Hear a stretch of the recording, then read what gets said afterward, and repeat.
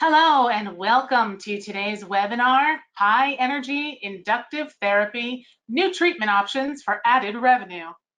This webinar is presented by Zimmer MedizinSystems. I'm Regina West and I'll be moderating the webinar today. During the presentation, you may submit questions by typing them in the Questions tab on your webinar control panel. And then following today's presentation, we will cover those questions live. If there's not enough time remaining to get to all of the Q&A, answers to your questions will be emailed to you. And now I'd like to introduce the speaker for today's webinar. We have Dr. Yorick Whiting standing by. Let's bring him on camera now. Dr. Whiting, would you please join us? Hello. Hi, Regina. Hi, Regina. Okay, so now I'd like to give a little bit of background on Dr. Whiting. I'll give an abbreviated version of this slide. Originally from the Netherlands, Dr. Yorick Whiting received his physical therapy training at Rotterdam University of Applied Sciences. He left the Netherlands to work in Paris, Switzerland, Germany, and South Africa, where he also taught before moving to the United States in 1996. Once here, he earned his DPT degree at the University of St. Augustine for Health Sciences in Florida. He later oversaw a staff of 120 with responsibilities in inpatient rehab, outpatient, and skilled nursing. His focus on administration and new program development shifted to continuing education, mostly in orthopedics and therapeutic modalities. Later, as Senior Director of Global Clinical Education at DJO Global in San Diego, Dr. Whiting devoted his energies to the continuing education circuit nationwide and internationally. Today, he operates his Gilroy, California private practice, specialist physical therapy, and continues teaching. His practice uses advanced equipment to enhance rehabilitation efforts. And if you're just joining us, I've just introduced Dr. Yorick Whiting to speak on high energy inductive therapy, new treatment options for added revenue. Welcome again, everyone. Dr. Whiting, thank you very much for being here today. You're welcome. It's a pleasure. Thank you. Okay, and now I'll hand off the webinar to you, Dr. Whiting, for your presentation. And in just a moment, we should be able to see your screen. All right. We see your screen. Take it away. All right. Thank you very much. Thank you, everybody, for taking a couple of minutes at the end of your workday. I hope you will enjoy this. Thank you to Zimmer for asking me to present on this exciting modality. This is a modality that I started using about a year ago. And as Regina said, I operate a private practice which sees quite a variety of patients, some of them vestibular, a lot of them orthopedic problems. And this modality was something that I'd never worked with, even though I've been in practice for a long time. I started working with it, as I said, for about a year ago, and I'm currently today using it a lot, every day, maybe on anywhere between 6 and 10 patients a day. It is a very versatile tool. It's a tool that allows me to do many different things. So we'll go a little bit into that during this webinar. I think we'll leave sufficient time for questions afterwards. So if you want to interrupt, if you want to know something, you want to write it down or jot it down in the comment section like Regina said. So let's get going. The objectives for today, I'm going to give a quick intro into the device. I'm even going to show you a little bit how it works. I'm going to describe what the device does and what the modality is intended to do. We're going to cover some indications, cautions, precautions. I'm going to go over some slides as well with some research papers in there. I'm going to give you some examples of who to use it on and how. And then we'll dig into some implementation topics. How do you implement this in the practice? How does this become an integral part of the practice? How could you develop custom programs around it, etc.? So I am going to stop this slide. I'm going to switch cameras here. Okay, I'm switching cameras so that you can see the machine.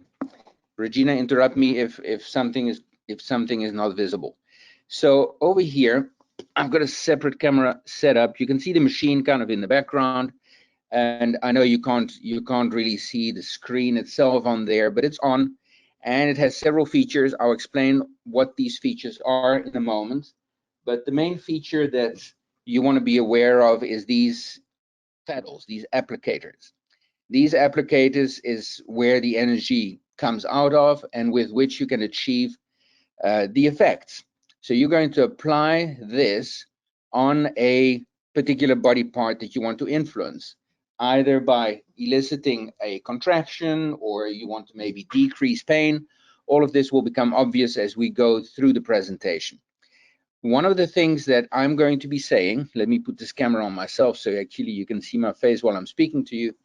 One of the things that I will clarify is one of the key features, one of the key benefits of this application is that you can elicit a muscle contraction in a fairly deep muscle group, in an actually really deep muscle group, without the need of applying an electrode on the skin, without even the need to remove clothing. Because it's an electromagnetic wave, it will go through clothing, through the skin without any problem. Those items or those structures do not propose or do not, they are not a hurdle to the penetration of the energy. And inside the body, the waves will elicit the muscle contraction by eliciting a depolarization in the motor neuron.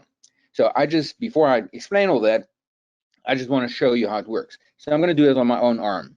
So I'm going to try and make this visible here. So here I'm going to put my own guinea pig arm, and I'm going to lower the applicator, which is now mounted on an arm, a fixed arm. I'm going to, with my other hand, hit start, and I'm going to increase the intensity. My arm is now moving. You hear by the clicking that the frequency is set at about, at this point, maybe 2 pulses per second, and then it will automatically cycle to a different frequency. Depending on what program you use, you will get different sequences of frequencies delivered for different purposes. So here it speeds up again, and eventually it will go faster. Now, to me, this feels perfectly comfortable. I have a fairly strong contraction without any discomfort inside. Okay, I'll pause it for a moment. And now, just to demonstrate that it is possible to do through clothing, I'm going to put a terry cloth on my arm. I'm going to put the applicator on it again, increase the intensity after I started, and exactly the same occurs. So this is one of the big benefits of this modality, the ability to deliver strong contractions even through clothing. Okay, enough with the demonstration. I thought this would be helpful to you. Let me get back to my regular camera and share the slides with you again. All right, so let's get into it and explain what's going on with this modality. The mechanism of action, you have within the applicator that you just saw, you have a coil.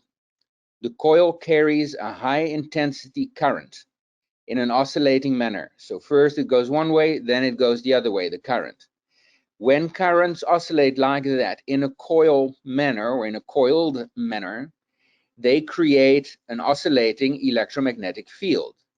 Electromagnetic field lines are penetrating into the body, and as these field lines change direction because the current in the coil is changing direction, you will in the body elicit little what we call eddy currents.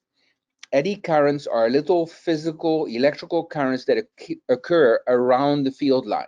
So in this illustration on the left, you see, for example, at the top of the illustration, a magnetic field line that penetrates in the brain, and there's this little red line that circles around that field line. I want you to kind of conceptualize those red lines are currents that will be triggered by the coil inside the body, wherever the wave is applied. So the way I just demonstrated it to you, I applied it to my forearm. The wave penetrated deep enough and strong enough in order to get a depolarization of the motor neurons getting into the extensors of my arm. And therefore, I got a muscle contraction. So these eddy currents is what we want. These currents can be triggered, can be delivered in different strengths and different frequencies. So depending on what you want to achieve as a therapist, you can get a phasic, smooth, tetanic contraction going, or you could get a more slow twitch contraction going. You could get just little vibrations going. You can do whatever you want. You don't even need necessarily to get muscle contractions. You can just aim for sensory contractions of the sensory neurons in order to inhibit pain or modulate wound healing, tissue healing. All of these things are possible. So the basic essence of it, the wave penetrates in an oscillating manner within the body. Where it penetrates, little eddy currents are triggered, are created, and those currents lead to a depolarization of the nerves, and they change the polarity of the cell membrane. Now, this electromagnetic wave is not unique, it's not even very new to the clinic, to the rehab professions. It has been used very commonly in different frequencies. The best way to look at these frequencies is in their ranges. There's a group of devices that we use that are listed as extremely low frequency, that is less than 300 pulses per second. This device falls in that range. Then there's a range that is called very low frequency, between 300 and 100,000 hertz. And then there's the radio waves that go above 100,000. These radio waves are commonly referred to by us as, or we think about them and learn about them as microwaves or short waves. Because of the high frequencies in the millions of cycles per second, you get a totally different effect. It's too fast for a neuron to actually depolarize. There, you're more aiming for the heating effect. So here we are in the extremely low range. Because of the low frequencies, neurons react well, and they can depolarize, and they will depolarize, assuming that the intensity is high enough. So if you look at this diagram here with all the electromagnetic, with the whole electromagnetic spectrum, on the right, you've got gamma rays and X-rays, ultraviolet light, infrared light, etc. And all the way on the left, you have these extremely low frequency applications. There is an application that many people think of when they think of this kind of thing, and that is typically referred to as pulsed electromagnetic frequency. And if you look at the pictures on the right, it may have the form of a coil that is delivered to the musculature of the patient, or it is built into a mat that is applied in veterinary science. They use that a lot. There are different application methods, but essentially it is a similar wave. However, it is of much lower intensity, and therefore limited penetration and definitely no ability to elicit a muscle contraction. So if you take this and compare it to those, let's go through the differences. The field strength in this instance is high, 2 to 3 Tesla. Tesla is the measure of a magnetic field strength. 2 to 3 Tesla is very strong. It's in the strength range of an MRI, for example. Traditional PEMF has very low intensities, as I mentioned, less than 70 micro Tesla. In terms of the sensory response, you will get a moderate to strong response in this case, so you'll definitely feel it very strongly. With the traditional PEMF devices, you do not feel it. In terms of a motor recruitment, you will get a moderate to strong reaction here, and again, none with the PEMF. You can deliver a strengthening effect with this application. You cannot with PEMF. The penetration here will be deep as opposed to a more superficial application with traditional PEMF. There will be no heating with this, and there's no heating either with the PEMF application. And in both cases, you will get a facilitation of metabolism. So both of those are appropriate to do that. Other than that, there's very little commonality between the two applications. So think of this as a very, very, very high intensity version of the PEMF. As I said, the strength of the field can be compared to an MRI device. The MRI device uses similar high intensities up to 3 Tesla. However, the field in the magnetic in the MRI machine doesn't oscillate. It doesn't fluctuate back and forth. It doesn't go in both directions. So you don't have an oscillating electromagnetic field. You get a static magnetic field. The static magnetic field causes an alignment of the elements or of the charged particles in the body, and that, of course, is then used in order to take a picture and get an idea of what things look like inside. There is no heating, no depolarization going on with this device. So strength is the only similarity. This application, this modality, is not new per se. It's not the first time. It hasn't just been introduced, even though I was not aware of it really until about a year ago. I didn't realize that it was something that I could use in my own practice. I think the neurology field is probably the one that has worked with it the most. They use similar high strength devices in order to do diagnostics and therapy by applying the energy to the brain. It's now no longer just the brain, but that's where most of the work was done. In that application is typically called transcranial magnetic stimulation or repetitive transcranial magnetic stimulation, RTMS. The oscillating field works exactly the same in the case of the brain as it does in any other part of the body. It goes right through the skull. It has no real hurdle there in the skull or in the skin, and it encounters the neurons that are in the brain. And depending on where you apply the field and at what frequency, you will get either a facilitation or an inhibition of the function of these structures. And I'll show you in a moment how that can be used to our advantage. Now, besides the depolarization of the neurons, there is a very real effect on the cell membrane. As you probably know, a cell membrane of an inflamed cell typically has a disrupted membrane polarity or potential difference between the inside and the outside of the cell. That potential, that charge, is normally a certain value. And when it is inflamed, when a cell is inflamed, that value decreases.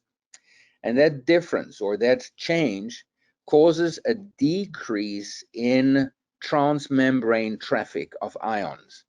Certain ions have to go outwards, other ions have to be transported inwards, and that traffic of particles is essential to normal functioning of the cell. So when it is inflamed, that transport being less causes a delay in healing activity. So you normally want, if it is inflamed that way, you would like to restore that normal membrane potential. That is and we have for a long time, for that we have used external electric fields. We can apply that with electrical currents that are delivered by electrodes. In this case, we can deliver it without the need of electrodes, and we can deliver it further on. So inflamed tissues should definitely be on your radar as something that you can affect with this modality. So of course, what you get then as a result, you get a restoration of transport of nutrients into the cell, oxygen, minerals, toxins, dioxide, water, all of that gets excreted out of the cell better, quicker. So essentially the whole cellular electrochemistry is improved as a result of applying this electromagnetic field. How deep does it go? I've mentioned now several times that there is a certain depth to it, which is unique to it. It goes about a good 4 to 5 inches into the body, which is enough to reach most tissues that I might want to reach. If I want to get to the deep abdominal muscles, I can. If I want to get to the pelvic floor muscles, I can. I can reach the deep shoulder stabilizers, the deep stabilizers of the spine. Really, there are very few tissues that are out of range for the wave emitted by this coil because of the strength of the device. Remember one more time, skin does not create a barrier to the penetration. The fat under the skin is not a barrier. It just goes right through. Who uses this? There's a variety of disciplines. Chiropractors use it. People working in physical medicine, like physical therapists, athletic trainers, the same professions working in rehabilitation, clinicians and researchers that work in neurology, more and more people that work in orthopedic fields use it. It's essentially anybody who has an interest in eliciting muscle contractions for rehab purposes and wanting to modulate inflammatory activity in whatever problem areas they're treating. The outcomes that you can achieve, you probably have already inferred, is obviously muscle strengthening. I can strengthen a muscle even when the patient may have difficulty engaging in volitional exercise. I can get pain relief. I can improve cellular metabolism. I can modulate some neural pathways, which will be beneficial for a stroke patient, for example. All of that will lead me to have better outcomes in terms of joint mobilization, tone management, myofascial dysfunction. I've worked with trigger points a lot with this device. All of that is perfectly within the realm of this device. This slide shows you the indications as they are listed in the FDA clearance documents. The FDA typically has these very similar indications for anything that elicits a muscle contraction as a result of an electrical current. So even though this electrical current is generated differently than your traditional NMES device, it still elicits a current, and the current inside will do these things. It relaxes muscle spasms. It will help in preventing or retarding disuse atrophy. It will increase circulation. It will help in muscle re-add. It will help in preventing venous thrombosis in the calf, and it will help maintaining or increasing range of motion. All of these are fairly generic, and that is intentional on the part of the FDA. The literature, of course, describes more than these, and we'll go into those in a moment. Contraindications and precautions. These are real things one has to keep in mind. Because of the strength of the field and because of the fact that it goes right through skin and clothing, there are certain things that you have to be careful of. Do not apply, meaning contraindications. Don't do it over a patient with an implanted electronic circuit. Don't directly irradiate a pacemaker, a deep brain stimulator, a vagal nerve stimulator. Any of these devices are off limits because, of course, you might change the way they work. You might also elicit an electrical current in the wires that come from these devices. And no matter what they are, you don't want to do that. So stay away from these patients. Don't do it directly over the heart because cardiac tissue is muscle and it can be depolarized with this device. And don't do it directly over active neoplasm or infection. So anything that is actively infected right now, even though it's being treated, anything that's benign or malignant, it's growing too fast, it's a neoplasm, do not deliver this energy to it out of concern that it might stimulate the growth even further.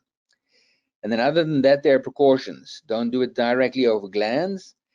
Don't do it over active bleeding disorders. Don't do it in the case of seizure disorders because the strong stimulation might trigger a seizure. Don't do it over the uterus during menses. So very common sense precautions, contraindications. There are not many. So as long as you get used to the fact of having to ask your patients, do you have anything implanted in you? Now on that topic, on the topic of implantations, many people ask me, what about implanted joints or knees, things like that?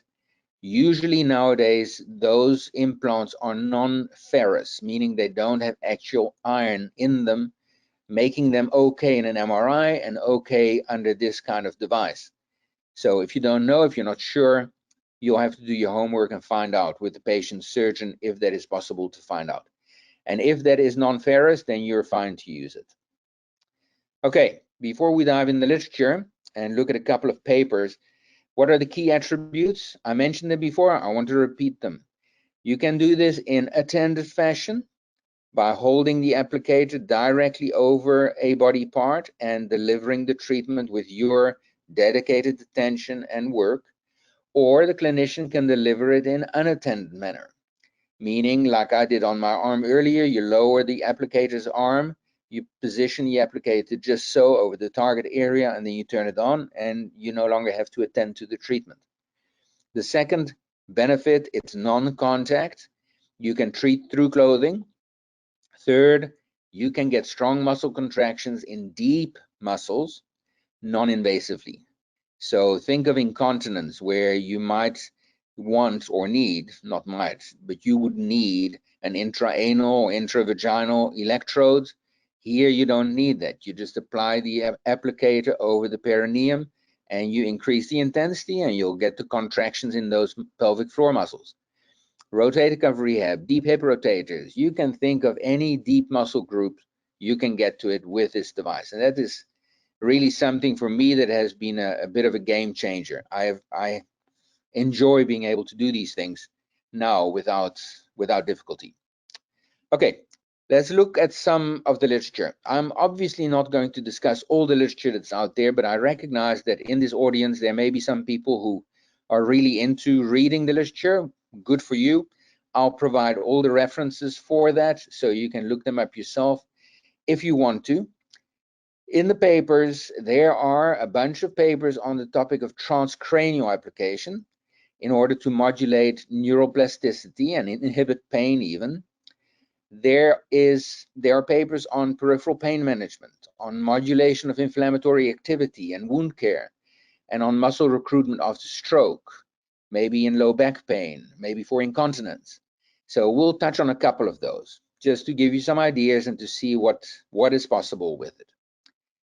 This paper, and I'm using this one paper just because it seemed like a good paper to me, but it's not the only one out there, just FYI. This was a meta-analysis, and for those of you who are into research, a meta-analysis is right at the top of the heap in terms of the reliability of the information it gives you. So it's a high validity score to the information you get from such a paper. They included 11 randomized controlled studies with a total of 612 patients, all treated for urinary incontinence. So they delivered MS therapy, magnetic stimulation therapy, and they looked at a variety of scores, including the ICIQ-SF short form score, which is essentially giving a number to the severity of the incontinence. The frequency of the incontinence in the treatment group was alleviated as compared with the sham group. So some of these patients in these papers received sham treatment and others received the real deal. The benefit was clear. In the magnetic stimulation group, there was less frequency of urinary incontinence. Quality of life improved as well in this group. So the authors concluded it seems to be that this application is an effective therapeutic modality for patients with incontinence. Of course, they acknowledge the need for additional large, high-quality, randomized controlled studies with a longer follow-up period. So these authors felt that the follow-up period was probably a little bit short in these randomized controlled studies, and the other shortcoming that they identified is not everybody used the same frequency, the same duration, the same session duty cycle. So there were differences in application, and it would be nice to have more homogeneity in those approaches. But barring those shortcomings, these studies clearly seem to indicate there was a benefit in treating incontinence with this modality. The next one is one that I see a lot of in my own practice, and that is myofascial pain, trigger points. I see a lot of these patients in all kinds of muscle groups. This was a placebo-controlled randomized study, and in this study they did this application and they compared it to TENS. So just surface electrodes applied to the skin with a certain intensity until the patient felt it, 4 trigger points. These were 53 subjects that had a diagnosed, identified trigger point in their upper trapezius. They were randomly allocated to the magnetic stimulation group, the TENS group, or a placebo group.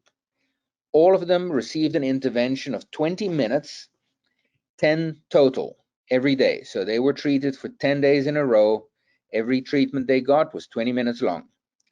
The results: the magnetic stimulation group showed significant improvement in the neck pain disability index, in their algometry, so the pain that they have to pressure, the trigger point characteristics in terms of how much pain they referred, and the amount of function in the neck, how well they could turn their neck. And most importantly, this improvement persisted at 1 and 3 months post-therapy, suggesting that the delivery of the treatment was effective at changing the dynamics locally at the trigger point. And I should point out here also that this was all that these people got. So there was no manual intervention to the trigger point. There was nothing else that was delivered other than just the magnetic stimulation. So this is, I find, a fairly interesting study.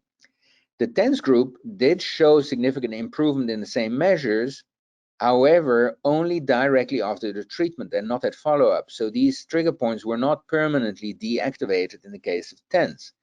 We know that sensory stimulation can do a lot of good for trigger points, but in this case, it was inferior to magnetic stimulation at the long-term follow-up, whereas the placebo group showed none of these improvements, not surprisingly.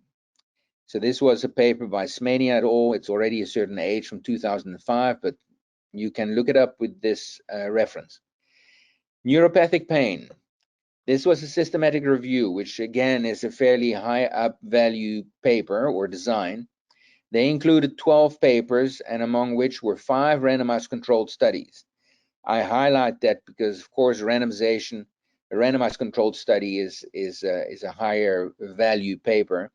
And they evaluated magnetic stimulation for peripheral neuropathic pain, such as phantom limb pain, radiculopathy, plexopathy, post-traumatic pain, peripheral neuropathy. They delivered the stimulation transcranially, and they applied it to the sensory cortex, I believe. And they found that it has a definite immediate effect on pain perception, and it was maintained several weeks after the delivery of the magnetic stimulation. They again said that the protocols unfortunately varied across these 12 papers. In some of them, they delivered an inhibitory stimulus at low frequency to the sensory cortex. Obviously, the theory there is, let's make the sensory cortex less responsive to the stimuli coming in from the periphery. Or they delivered it at a facilitatory level, at a higher frequency, to the motor cortex. And then reflexively, that motor stimulation has a gate control-like inhibitory effect on the pain perception. So I find this paper interesting because I've never done it this way. I am going to try to do it this way. Neuropathic pain is one of the really difficult conditions to treat, and I find this very intriguing. Musculoskeletal pain. These are localized musculoskeletal pain patients. They included in their paper, this was a randomized study, supraspinatus tendinitis, lateral epicondylitis. You see through this whole list, muscle spasms, tibial tendinitis, etc. There was a variety of pain problems caused by a variety of conditions. They received either 40 minutes of real magnetic stimulation or sham.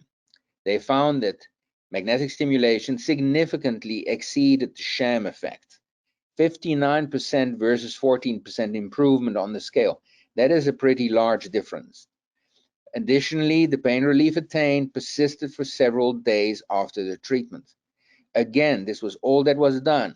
For 40 minutes, they got stimulated with this application, and that was all they did in order to reduce the localized pain. Neuroplasticity. I find this fascinating, and I've done a little bit of this in my practice. By the way, before we had devices like this available to clinicians like me and like yourself, it was usually the research centers that had access to this technology. And the research centers used it in research and to some extent also in therapy. I'm very happy to see that this is now available to us.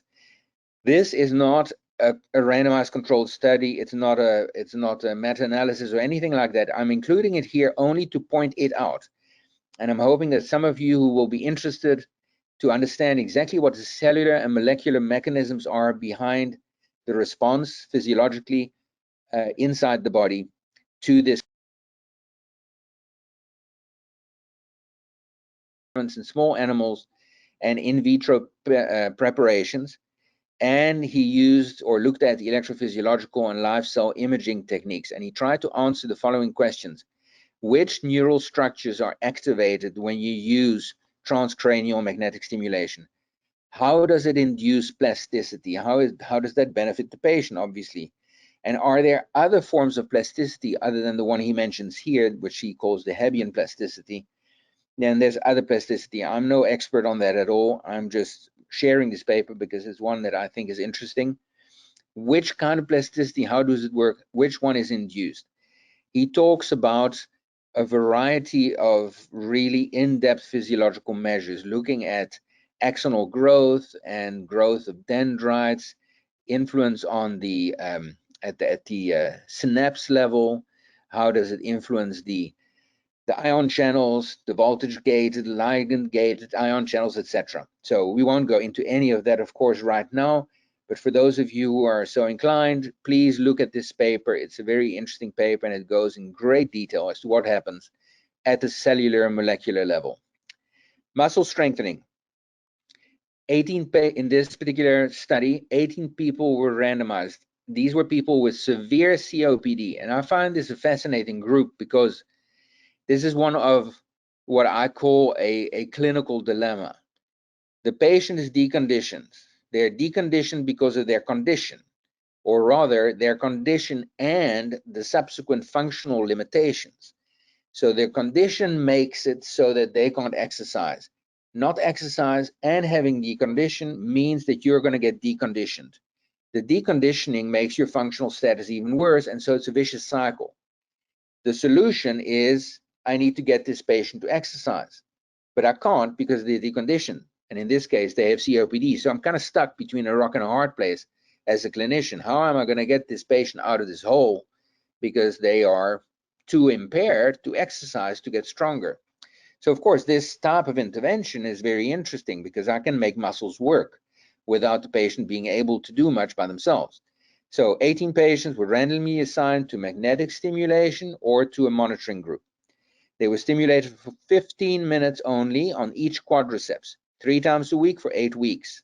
They looked at strength and endurance, quality of life, and the 6-minute walking test, figuring out how far they could walk without getting too fatigued. Significant improvement in the magnetic stimulation group in strength, exercise capacity, and an increase of 23 meters in the 6-minute walking test. This is significant in these people, especially since they did not exercise volitionally during this treatment. They just sat there and received the intervention. Quality of life increased in all of them and not in the controls, predictably. Okay, let's cover a few last slides and then we'll try and leave some time for questions and answers. You can apply this different ways, passively or actively. Like I mentioned before, there's some pictures here as an illustration. The device that I used has 2 applicators, a large one and a small one, and I think Mr. Gerald Gables, he will talk about this maybe a little bit. It's high power, up to 3 Tesla, different frequencies you can use and different protocols that are pre-programmed, but you can, as a clinician, program your own very easily. It's super easy to operate. The screen that you saw kind of in the distance earlier during the video looks like this. It's really as simple as apply and position the applicator, pick the treatment mode and protocol you want, select the applicator that you want to use, the big one or the small one, hit start and increase the intensity, and that's it. So it's super simple to do. On the implementation side, so for those of you who will in the future maybe use this in your clinic, this is what I have found. In terms of insurance, you could appropriately bill electrical stimulation, in which case you'd use the CPT codes 97032 attended or G0283 unattended, depending on what you're going to do. one could say that these codes really do not describe magnetic stimulation, or rather magnetically induced electrical stimulation. Whether that's true or not, I am not 100% sure. If it is not possible to build these codes, and insurance specifically says it's an experimental thing, then it becomes entirely a self-pay option. In the self-pay option, a lot of people have actually used it that way, and I've done it a little bit as well. People typically charge between $35 and $75 per session. I've heard of chiropractors who charge much more than this, and even private physical therapists. There are some that sell package prices that patients are quite open to spending. So that could be $450, $750, $1,000 for a session of 10. So depending on where you want to price it, you'll end up with a certain package price. So that would be the self-pay option. In terms of marketing, I would recommend, it's difficult, first of all, to explain to a potential referral source or even a patient what this is and what this does. So I recommend you develop a bifold or a card to market this and to kind of clearly position it and clarify it. That will help you emphasize how unique it is and how high tech it is. And that in turn will draw the people into your clinic. There are certain specific opportunities to develop programs around this device. I find the pelvic health incontinence market an interesting one. I haven't pushed into it yet, but it's something that I think might be very worthwhile because of the obvious benefits of it. Stroke rehab, absolutely very important one. Athletics, orthopedics, professional sports teams, I think those are all very clear targets to go and talk to referral sources and just create a program around this. Now, some observations regarding implementation. You'll have to have 220 volts available to you to use this device. So I had a special outlet put in by an electrician. You can otherwise use a booster or a transformer, of course, but you need to have it available. The other observation is the unit is fairly large. It is very well built and constructed and easily transferable on its wheels, but it's best to set it up in a dedicated area and use it in that area and bring the patient to it. It's not something you can just throw in your car and take it to the athletic field or venue. So in summary, this is a high energy inductive field. It will deliver strong field strengths up to 3 Tesla. The inductive part of it means electrical stimulation will occur and it will be delivered without the need of wires or electrodes. You will target neural structures to modulate brain activity by depolarizing sensory and/or motor neurons, and you can do that, of course, in the periphery as well. You will act on the membrane potential to modulate inflammatory activity. So any of your itises, any of your arthritises, tendinitises, they are valid treatment targets for this. You can use it in attended or unattended mode. It's easy to use, but it is large and requires 220 volts.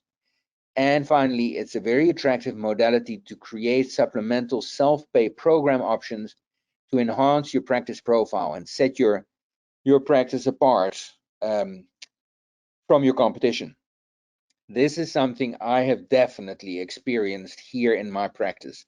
My practice is becoming known to being a high-tech practice because I have this machine and others like it. And I like it like that. It gives me something to brag about. So that is it. I've got left about 15 minutes for us to tackle some questions and some closing comments. So Regina, I'm going to hand back over to you. Thank you, Dr. Whiting. That was a fantastic presentation. Okay, let's go. Let's look at some of these questions that are coming in now. The first question I see here is, have you noticed getting new referrals from doctors or chiropractors because of this device? Yes, yes, and yes, doctors and chiropractors. I had to think about that one. So I'm getting active referrals from 3 chiropractic clinics, some of them actually 45 minutes away from here. The chiropractors are attracted to it mostly as an advanced therapy that they need because they have run out of choices or options with their patients. So these are usually back patients. I've seen some hip patients. The doctors are very interested for a variety of reasons as well, but primarily because of the outcomes I've already been able to have with their patients. So two things that I really want to mention here. Number one, the best way to get those referral sources to actually send them to you, their patients, is to get them to feel it. So if you can, invite them over, put it on their arm like I did to my own arm just now, and let them feel it. That is really, really effective. Second, make sure you share your outcomes. If patients get better, make sure you send a note to the referring physician or chiropractor and let them know what happened, because they'll be pleasantly surprised. Okay, wonderful. Another question here coming in is in reference to the difference between laser therapy and Enfield. Can you go into that a little bit? Yes, it's the similarity is that they're both electromagnetic waves.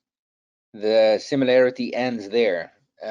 Laser is light, so it's a much higher electromagnetic frequency. It gets absorbed by tissues as it penetrates the tissues. So your penetration depth is very small compared to this being very deep.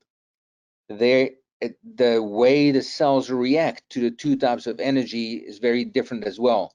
It is thought that most of the cellular response here is at the cell membrane level, and there's no photons being exchanged with the mitochondria, as is the case with laser. And I want to make sure that I don't, by saying that, don't create the impression that one is better than the other. It's just very different. Yes. With laser, you cannot elicit a muscle contraction, for example. With this, you can.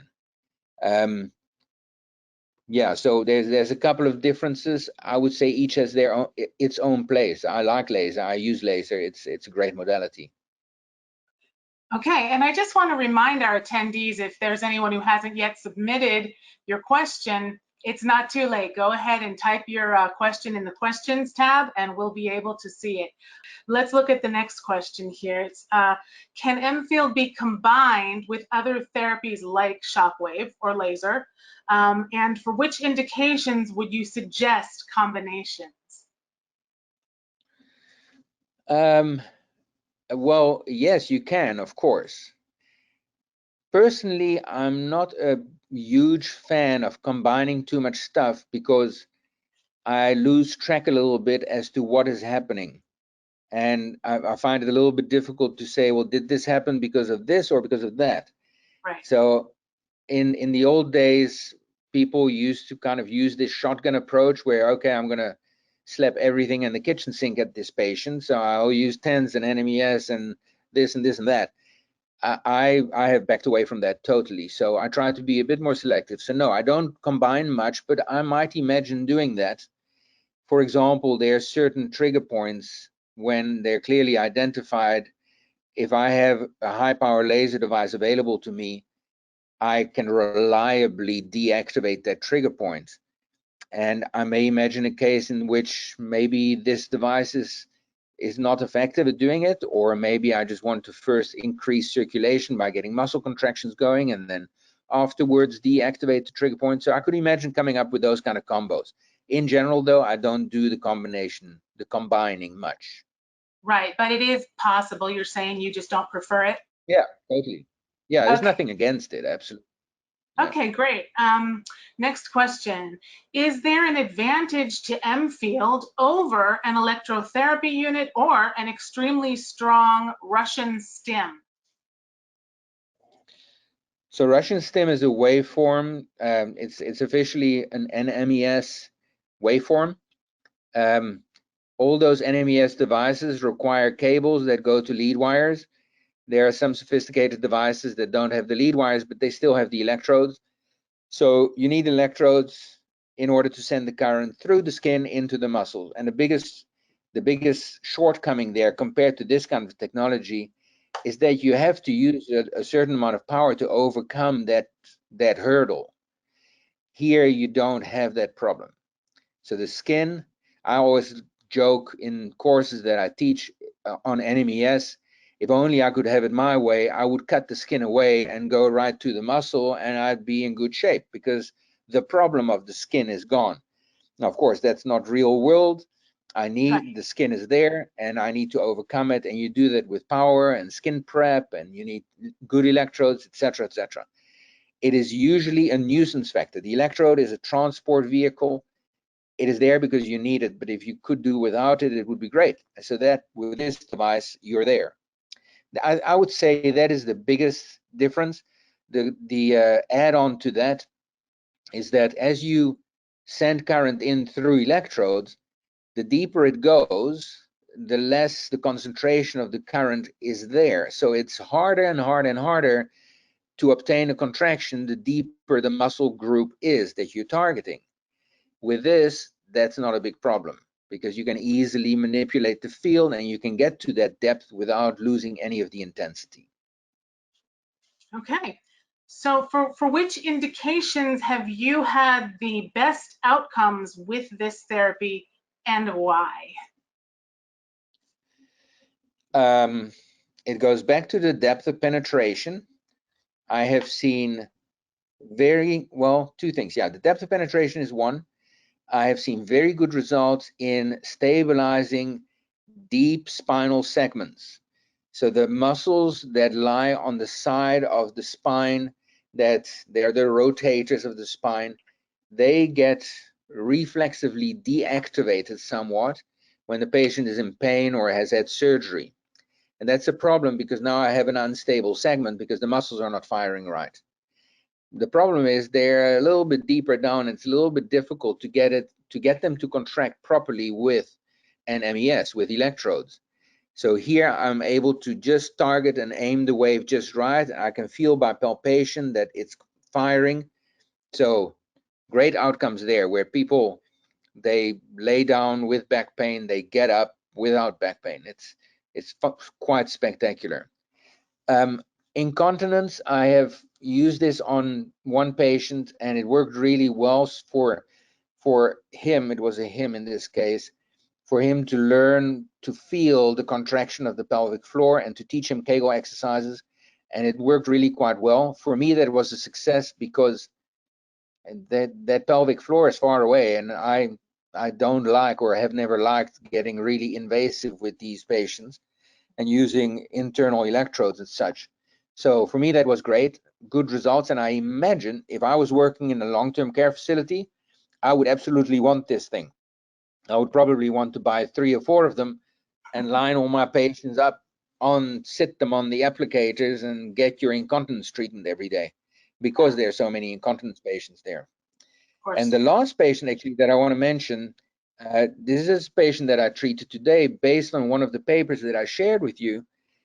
He had a lot of pain in his knee, and I've been treating him for about maybe 6, 7 treatments. I do manual therapy with him, and I've used other things, but I had not used this yet. And his pain was very resistant to my best efforts. So I decided to replicate a protocol that I shared earlier on the pain, and his pain was noticeably better as soon as he got up off the bed, better than I've ever been able to produce. So that was nice, and I hope that will stick. Wow, well, that kind of leads into the next question here that I was about to ask. So how soon after treatment do you notice an effect? Yeah, so it depends. If you're after muscle strengthening, you won't see much very quickly because that's a process. Right. If you look after wound healing, you won't see anything very quick. It also takes a bit of time, but within the next 1 or 2 sessions, I'd see a result. If it's pain, you can expect effect immediately. If it's swelling, you can also, and you activate the muscle pump in order to kind of pump away the edema, you should expect a result immediately, right after the treatment. So and trigger points, immediate. So there's several conditions where you will really see an immediate effect. Yeah, those are excellent results, it sounds like. So what feedback have you gotten from patients after therapy? Patients like it. They find it cool, they find it high tech, and I definitely encourage that perception. I tell them this is the best thing since sliced bread, and I'm the the only practice in this area that has one. So that creates this vibe of it's special. So yeah, in general, they respond very well to it. None of them complain of pain or discomfort. Absolutely 0%. There's never any adverse events that occur as a result of it. No skin burns, no nothing. So it's good response, good patient response. That's wonderful. Okay, so during your presentation, you mentioned, I believe it was that you charge about 35 to 7, if it's patient pay, $35 to $75 a session, or even much more, depending. So that was one of the attendees' questions, part A. How much do you charge per Enfield treatment, and how is it received by the patients? Okay, good question. I started with 35 because I'm a chicken. I'm not used to this self-pay model, or I was not used to it. I'm getting much more comfortable with it now. So currently I'm at 55. I spoke to a chiropractor the other day and he is at 75. Here in this area, and it may be different in different areas, very possible. In this area, people don't flinch at these kind of expenses. It does mean that, well, I mean, they're not insensitive to it, but they accept it. They have Yes. co-pays nowadays throughout the country that are fairly substantial. It does mean that you have to be good at explaining what they're going to get for their money. Yes. So I always take care to say, this is something with which I can get to that muscle, and I can't get to that muscle without this. So that's number one. Now, this is what I'll do if we don't use this, and this is how effective I think it will be. So I'm trying to describe how adding this to the package will benefit them. And I'll also give them a very clear expectation as to when they can expect to see the results. So I'll say something like, expect to see something change within the next 3 sessions, for example. And if it doesn't work within that time, at a minimum, by treatment number 6, we'll make a plan. Either we stop if it doesn't work, we do something else, etc. So they're not looking at a long-term continual expenditure without an endpoint in mind. And with that explanation, my patients typically don't mind. In fact, I'm And you exploring some mentioned, different programs with different machines, and I'm thinking of the package prices, which I haven't done yet. But one of them picked up a flyer that had a fairly substantial sum, over $1,000, that includes multiple devices. But he was okay with that, as long as the value proposition was clear to him. yeah, and as you mentioned, they're seeing results as you go. So I would imagine that, especially when the results start kicking in, they're not going to object to the out-of-pocket payment. Right. So speaking of the flyer that you just mentioned, that is the next question. Do you or does I guess Zimmer MedizinSystems have ready-made flyers and marketing materials that we can just edit? Yeah, I can't give you mine. I have flyers that I created, right. And it's essentially a two-fold. It's the size of a trifold, but it's just a card with 2 sides to it. On the front of it is the modality and introduction to this is what it is, high energy inductive field therapy, and I have a picture of it. And then it says briefly what it does, and then on the other side, I talk about the condition that it addresses. So people that pick something up, they get a basic idea of what it is and why we do it. So that is something I use a lot, and I hand it out all the time, and I've used it with referral sources. Now, I know that Zimmer has created some of these things for their machines, so maybe Gerald can speak to that. Yes. Okay, excellent. We'll get to him next. Thank you so much, Dr. Whiting. That was such a fantastic and educational presentation. And thank you again for spending some extra time to answer some questions for us. You're welcome. Okay. So before we go, I do want to bring in Gerald Gable, Zimmer MedizinSystems VP of Sales for Physical Medicine. He'd like to share a few words about the Enfield Pro height system. Gerald, would you like to join us? There we go. Hi, Gerald. Hello, good evening, everybody. Thank you, Regina, and thank you, Dr. Whiting, for this in-depth presentation on the medical effects of a very extremely exciting new technology that we have in our tool basket right now here in the US. And before I go into the slide, I really want to make some comments on the feedback that I have gotten from practitioners with regards to the Enfield Pro in their practice. So we, Zimmer MedizinSystems, sell since 1969 devices in the medical physical medicine arena, from ultrasound, electrotherapy, over high power laser, shockwave, cryotherapy.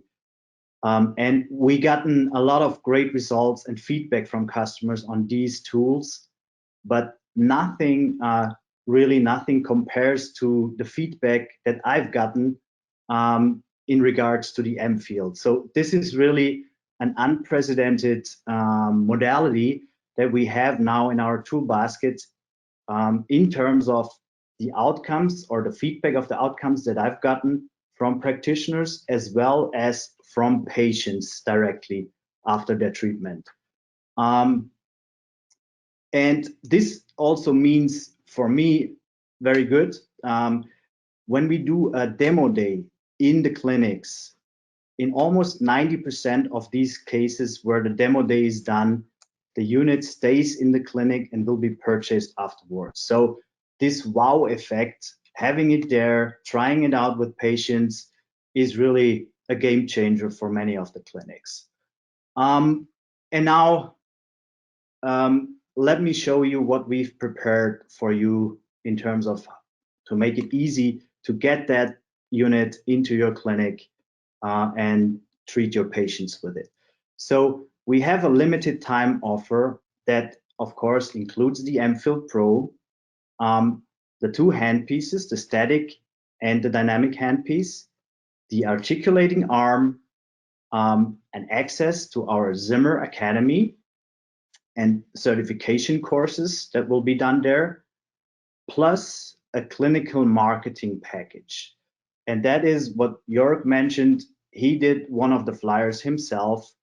We now have a full range of materials ranging from waiting room brochures over videos for the waiting room and the website, pictures, all this kind of stuff, even roll-ups for the waiting room to explain to your patient what that modality does, so that they already come with a basic knowledge to you and you can add on to that knowledge when you're treating and discussing the therapy options for them.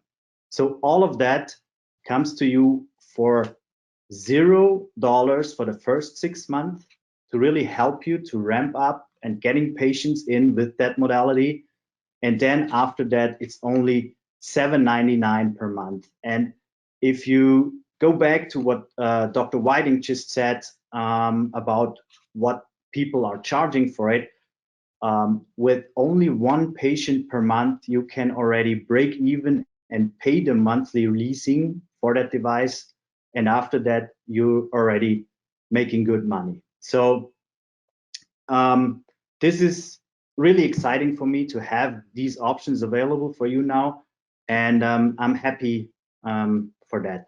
And if you want to do a demo day, or if you would like to have more information on the therapy or how to get a rep into your clinic to explain a little bit more, let us know. I'm pretty sure Regina will show a slide with our contact details in the end, and or you can type into the comments that you would like to have a rep contact you, and we will make sure your local rep is going to contact you and get in touch so that you can have a demo day and we can take it from there. All right. With that, really, I want to thank you for your time and for logging in today into our webinar, and wish you a wonderful rest of your evening. Thank you. Thank you so much, Gerald. I really appreciate your final comments. Before we go, I'd like to share one last slide here. If anyone would like more information about the Enfield Pro, please visit Zimmer MedizinSystems website at www.zimmerusa.com. There you can access more information about the device. Zimmer MedizinSystems also has an assortment of waiting room materials available for you to browse on the shopping site at shop.zimmerusa.com. If you'd like to speak with Dr. Whiting directly, please send an email to info@zimmerusa.com, and Zimmer can forward your inquiries and connect you with him. And this concludes today's webinar. Thank you very much for attending. A recorded version of this webinar will be emailed to all attendees so that you may review any of this information at your leisure. Thank you and good night.